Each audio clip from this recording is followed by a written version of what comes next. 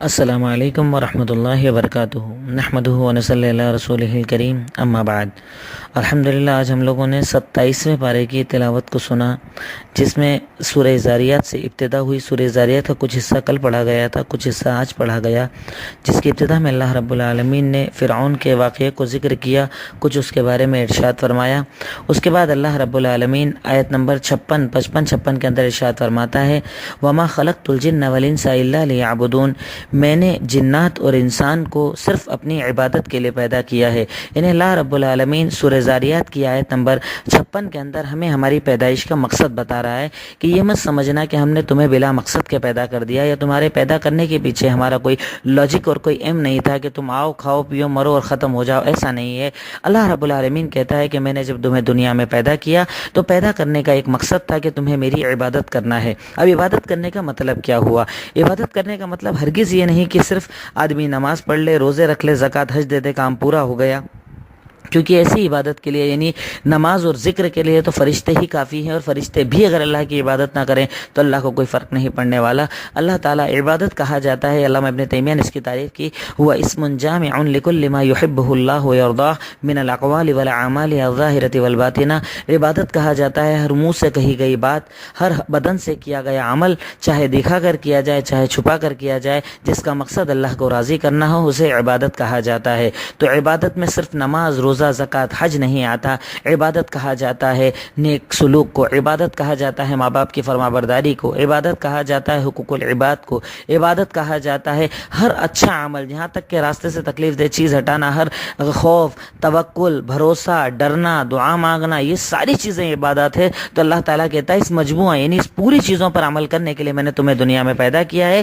ما اريد منهم من رزق، اللہ تعالیٰ کہتا ہے کہ میں یعنی تمہاری عبادت کے بدلے تم سے رزق نہیں چاہتا ہوں، اور نہ میں یہ چاہتا ہوں کہ تم مجھے کھانا کھلاؤ۔ یعنی اللہ تعالیٰ اس آیت کے اندر ہمیں یہ ارشاد فرما رہا ہے کہ عبادت کے لائق ذات وہ ہے کہ جو کھانے کی محتاج نہ ہو، جسے کھانا نہ دینا پڑے، جس کے آگے چڑھاوے نہ چڑھانا پڑے۔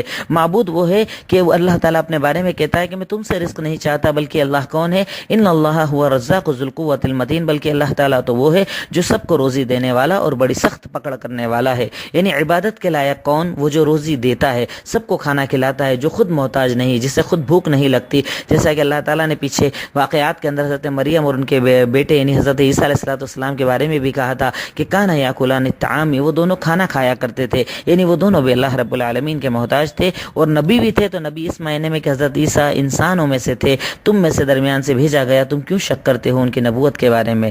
اس کے بعد آج ہمارے سامنے سورۃ الطور تلاوت کی گئی، جس سورہ طور کے اندر اللہ رب العالمین نے کچھ جہنمیوں کی خاصیت بتائی، اور خاص طور پر اللہ رب العالمین نے جنتیوں کی بہت ساری صفات کو بتایا، یا جنت کی بہت ساری خاصیتوں کو بتایا کہ وہاں پر اللہ تعالیٰ، جیسا کہ آیت نمبر 18، 19، 20 کے اندر ہے کہ وہاں اللہ تعالیٰ فروٹس دے گا، کلو وشربو، کھاؤ پیو، جو تم آسانی کے ساتھ وہاں پر ٹیک لگائے ہوں گے، ان کا بستر کیسا ہوگا، ان کی حوریں کیسی ہوں گی۔ اسی کے بعد اللہ تعالیٰ نے، جیسا کہ میں نے کل بھی ذکر کیا تھا، کہ جنت کے اندر شراب کی نہر ہوگی۔ تو اس سے کچھ کنفیوژن ہو سکتا ہے آدمی کو کہ بھئی شراب جب دنیا میں حرام ہے تو جنت میں کیوں؟ اللہ رب العالمین کہتا ہے کہ دنیا کے اندر شراب جو حرام کی گئی ہے، یعنی میں آپ کو لاجک بتا رہا ہوں کہ دنیا میں شراب کے حرام کرنے کی وجہ یہ ہے کہ اس شراب کے اندر آدمی پینے کے بعد اسے خیال نہیں ہوتا، دماغ پر اس کا کنٹرول نہیں ہوتا، وہ الٹی سیدھی باتیں کرتا ہے، گالیاں دیتا ہے، حرام کاریاں کرتا ہے۔ تو اللہ تعالیٰ کہتا ہے کہ میں نے جنت میں شراب تو بنائی ہے، لیکن شراب کیسی؟ لا لغو فیہا ولا تاثیم۔ اللہ تعالیٰ آیت نمبر 23-22 سورہ طور کے اندر کہتا ہے کہ اس شراب کی خاصیت یہ ہوگی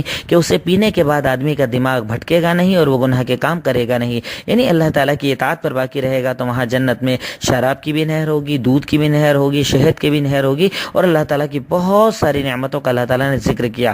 ان نعمتوں کے ذکر کرنے کے بعد اللہ تعالیٰ کہتا ہے کہ وہ کفار جو اللہ کا انکار کرتے ہیں، ام خلقوا السماوات والارض بل لا یوقنون، کیا ان لوگوں نے آسمان اور زمین کو بنایا ہے؟ کیا ان لوگوں نے یعنی خود اپنے آپ کو پیدا کرنے کی طاقت نہیں رکھتے، پھر کس چیز پر اکڑتے ہیں؟ کیا ان کے پاس زمین کے خزانے ہیں؟ کیا وہ زمین کی حکمرانی رکھتے ہیں؟ کیا ان کے پاس کوئی ایسی سیڑھی ہے کہ وہ آسمان تک جاتے ہیں اور خبروں کو لے کر آتے ہیں؟ کیا ہے ان کے پاس؟ کیا ہے انسانوں کے پاس؟ آیت نمبر 25, 26, 27 میں اللہ تعالیٰ چیلنج کرتا ہے کہ جب تم خود کچھ نہیں تھے، ماں کے پیٹ میں پیدا ہوئے، تو تم اب کیسے اتنے بڑے قدرت والے ہو گئے کہ اللہ کا انکار کرتے ہو؟ اس کے بعد سورہ نجم تلاوت کی گئی۔ سورہ نجم کے اندر اللہ رب العالمین اللہ کے نبی صلی اللہ علیہ وسلم کا مقام اور مرتبہ ابتدا کے اندر بتاتے ہوئے ارشاد فرماتا ہے وما ينطق عن الهوى ان هو الا وحی یوحی۔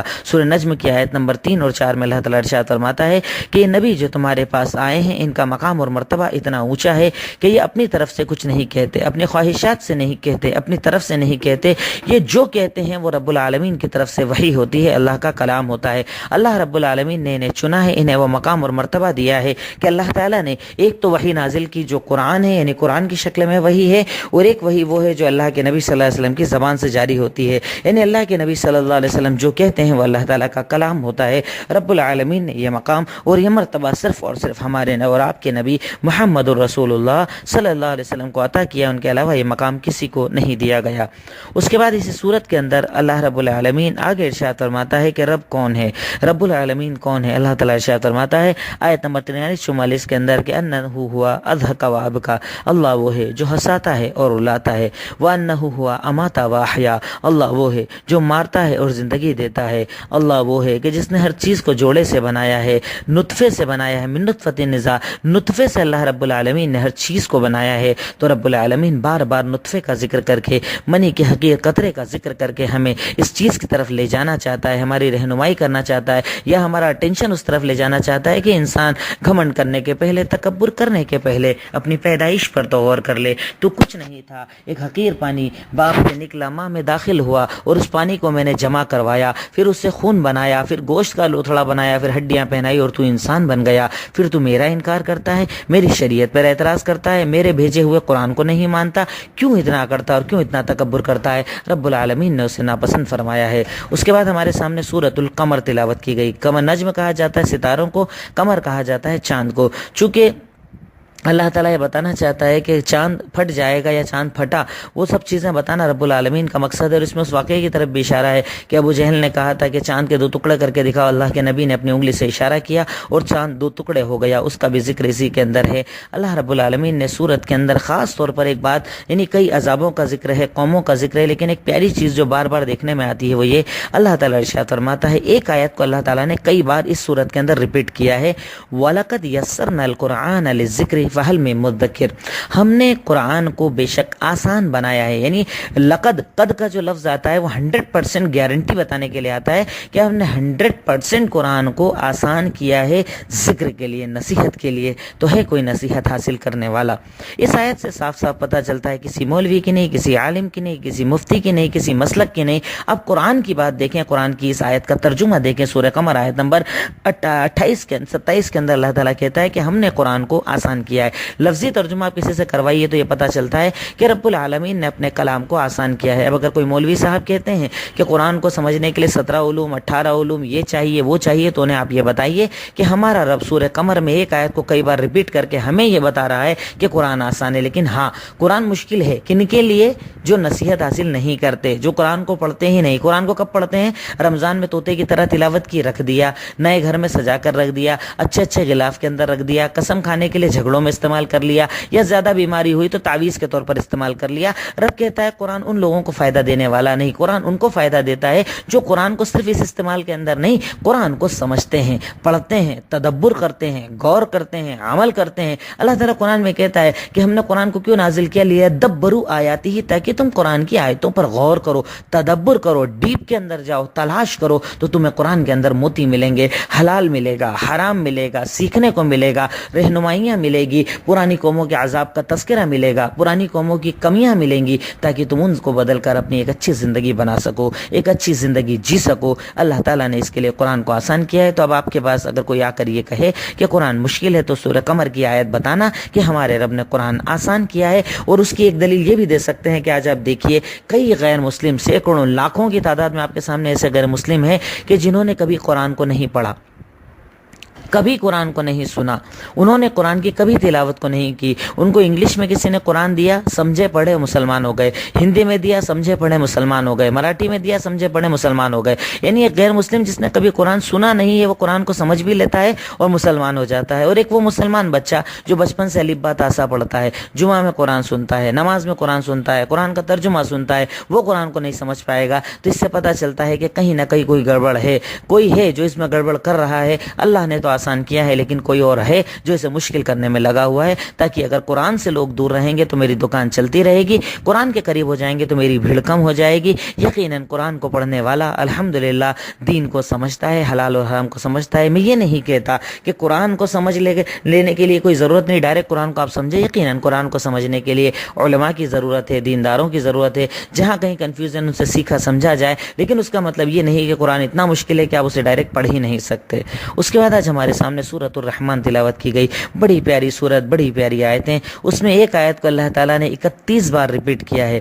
اس سورت کے اندر اللہ تعالیٰ نے اپنی صفات کا ذکر کیا ہے، اپنی خلقت کا ذکر کیا ہے۔ سورج کو بنایا، چاند کو بنایا، ستاروں کو بنایا، میں نے جنت کو بنایا، انسان کو مٹی سے بنایا، کیسے بنایا، پہاڑوں کو کیسے بنایا، کشتیاں سمندر کے اندر کیسے چلتی ہے، پانی کیسے نکلتا ہے، زمین میں پانی کہاں سے آتا ہے۔ کئی نعمتوں کا اللہ نے ذکر کیا اور ہر ایک کے بعد ایک جملہ ارشاد فرمایا، فَبِأَيِّ آلَاءِ رَبِّكُمَا تُكَذِّبَانِ۔ اے انسان، اے جنات، یہ دونوں جماعتوں بتاؤ تم اللہ تعالیٰ کی کون کون سی نعمتوں کو جھٹلاؤ گے۔ اس میں کئی لوگ آ سکتے ہیں۔ ایک تو وہ لوگ جو کہتے ہیں کہ دنیا خود سے بن گئی، ایک گینگ بینگ ہوا، دنیا بن گئی، بات ختم۔ یہ چیز کیا ہے؟ ایک یعنی جو کہتے ہیں نا، وہ بینک کا جو ایک تصور ہے، میرے ذہن میں ان کا نام نہیں آ رہا ہے، جو ایک مشہور سائنسداں ہے جس کے بارے میں کہا جاتا ہے کہ وہ تصور جو اس نے پیش کیا تھا کہ دنیا ایسے بنی تھی کہ ایک آگ کا گولا تھا، وہ پھٹا، اس سے دنیا وجود میں آ گئی۔ اللہ تعالیٰ اس آیت کے اندر ان لوگوں کو یہ بتا رہا ہے کہ آپ کا یہ دعویٰ جھوٹا ہے، ورنہ یہ دیکھو کہ آسمان کیسے چل رہا ہے، زمین کیسے چل رہی ہے، زمین کو اللہ نے کیسے بنایا، چاند کی مقدار بنائی، سورج کی مقدار بنائی۔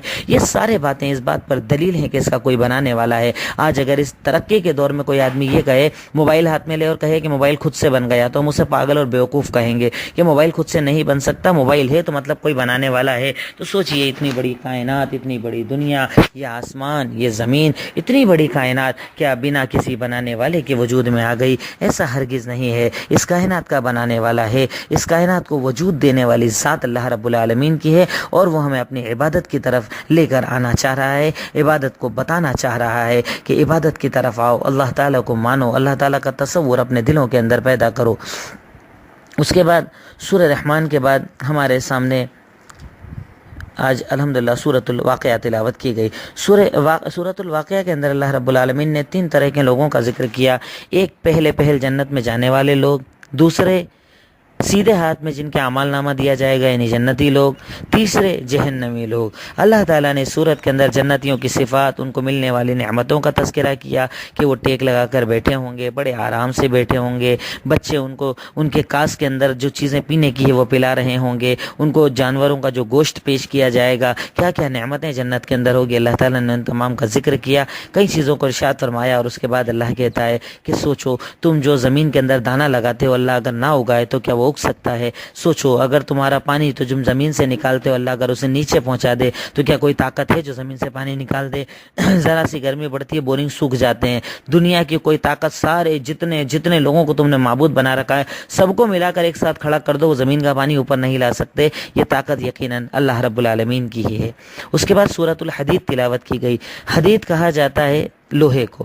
اللہ رب العالمین نے چونکہ سورت کے اندر لوہے کا ذکر کیا ہے، اس لیے اس سورت کا نام سورۃ الحدید رکھا گیا ہے۔ اس میں اللہ رب العالمین نے کئی چیزوں کا جہاں تذکرہ کیا، ابتدا کے اندر کچھ قوموں کا اور کچھ باتوں کا تذکرہ کرنے کے بعد اللہ تعالیٰ ارشاد فرماتا ہے آیت نمبر 12 کے اندر، یوم تری المؤمنین والمؤمنات، آپ دیکھیں گے کل روز قیامت کو کہ مومن مرد اور مومنہ عورتیں، ان کے آس پاس ان کا نور چل رہا ہوگا، ان کے سیدھے ہاتھ کی طرف نور ہوگا، ان کا نور ان کے آگے چل رہا ہوگا، یعنی اللہ تعالیٰ انہیں ایک ایسا نور دے گا کہ جس کی وجہ سے وہ پل صراط پر سے آسانی سے نکل جائیں گے۔ یقیناً یہ مومنوں کے لیے بہت بڑا انعام جو اللہ رب العالمین کی طرف سے ہوگا۔